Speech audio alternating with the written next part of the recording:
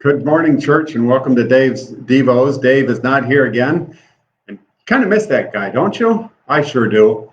He's actually at church right now preparing to preach the sermon for Sunday morning. Well, this morning I've been thinking about how crazy this year has been, and it has been a wild one. And it's going to get wilder still, because despite how crazy it was with COVID, with the killing of George Floyd, with the reaction to that, and all that's gone on in this year, we are just now beginning to enter the election season. Bah, bah, bah. Election season. And I tell you, from the ads I've seen so far, it looks like it is going to be a wild and crazy one.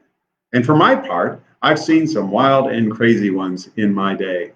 I remember when I was still in high school, and that was the time when Ronald Reagan was running for president. And I was not even able to vote yet. I didn't really pay attention other than what my teachers were telling me and what students were saying. My parents didn't really talk about politics at home. And I remember thinking, this is the craziest thing. I mean, it's one thing for those nutcases out in California, so they say, to be electing a movie actor for a governor. That makes sense. But now he wants to be president of the United States. And then he was. And by many accounts, depending on your perspective, by many accounts, he did a great job. Then many years later, I moved to California. I became one of those. And I worked there at a church for 5.5 years, and then took a call to Minnesota. And I thought, okay, I'm going to leave the craziness. I'm walking away from that. I'm going out to the Midwest, where people are solid and they make sense in their decisions. And right before I got here, Jesse Ventura was elected governor of Minnesota. And I'm like, what? Are you kidding me? This is craziness. The guy wears a pink boa and he's going to lead the entire state. That's craziness.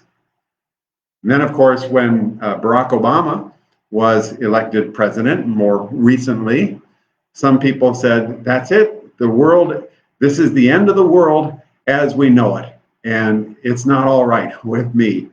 And they thought it was all over. And again, depending on your perspective, some people thought he did a great job. Some people thought not so much. And then President Trump was elected. And there were the never Trumpers who said this will never happen under my watch. And they were totally wrong. And the jury is still out on that.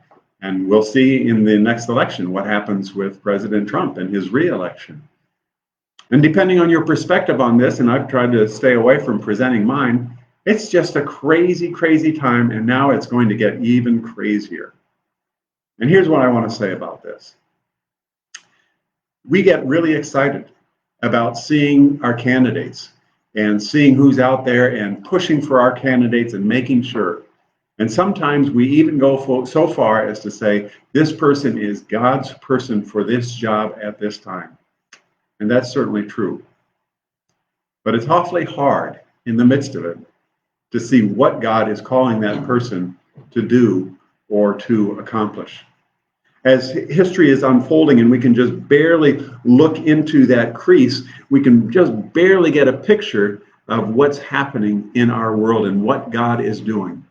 In fact, it's more like a scroll that's unrolling, and maybe we can just see the bottom of the next line of letters, and that's what's happening right now. But in the next 4 years, there's going to be an entire roll, and we have no idea what God is doing and what God is purposing for this person that he's going to put in charge of the nation. The reason I started thinking about that this week was because I'm seeing these ads coming already, and we're scratching our heads at what they're saying, but also because I started reading in the book of Habakkuk. And Habakkuk and the people of Israel were asking some of these same questions about what in the world God was doing with those that he was putting in charge. What in the world is going on, God? We don't understand the logic. The Assyrians had been ruling, and it's an entire empire. And now they're going to be overrun by the Babylonians, and the Babylonians were just crazy powerful. God said, I am raising up the Babylonians, that ruthless and impetuous people who sweep across the whole earth to seize dwellings not their own. They're just powerful, and they're evil people. They are just unrighteous, and they just wipe people out across the face of the earth. And so the people of Israel are seeing this coming. Habakkuk is seeing this coming, and he's saying, God, I don't understand this. I don't understand why you would allow that to happen. He begins to describe God as the Holy One who will never die. And then he says, your eyes are too pure to look on evil. You cannot tolerate wrongdoing. That's 1 verse 3. So then he asks the question that is on many people's minds as they're looking at this new leader coming in. Why then do you tolerate the treacherous? Why are you silent while the wicked swallow up those more righteous than themselves? In other words, there's somebody who's coming into leadership, and we can't understand at all why you, the holy God, would choose this person to lead our country. It's a good question, isn't it? And God comes back to Habakkuk and he says, here's the issue.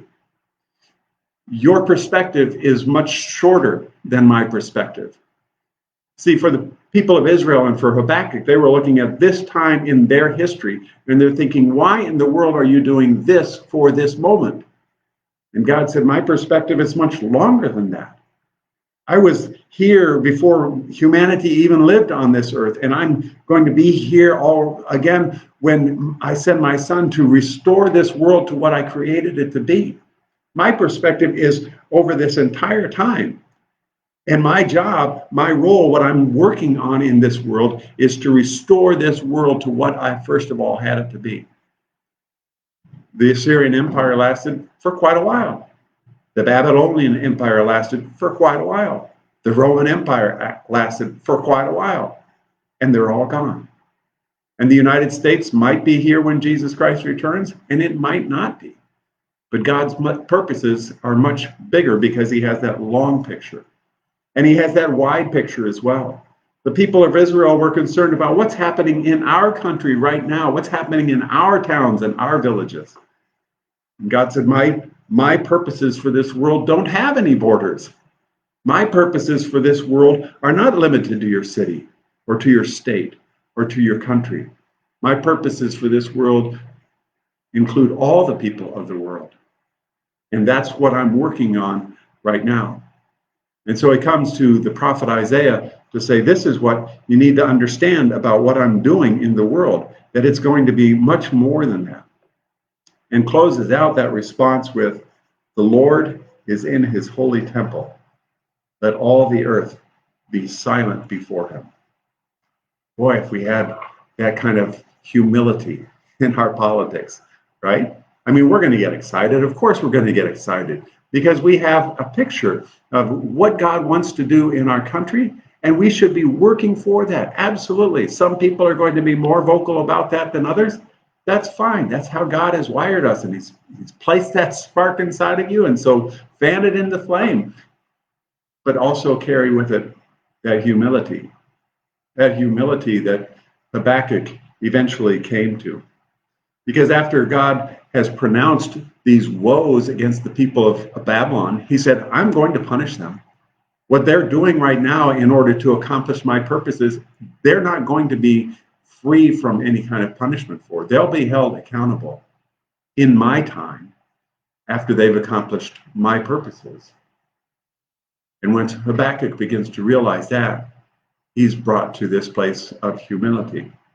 In fact, he closes out 3 verse 16.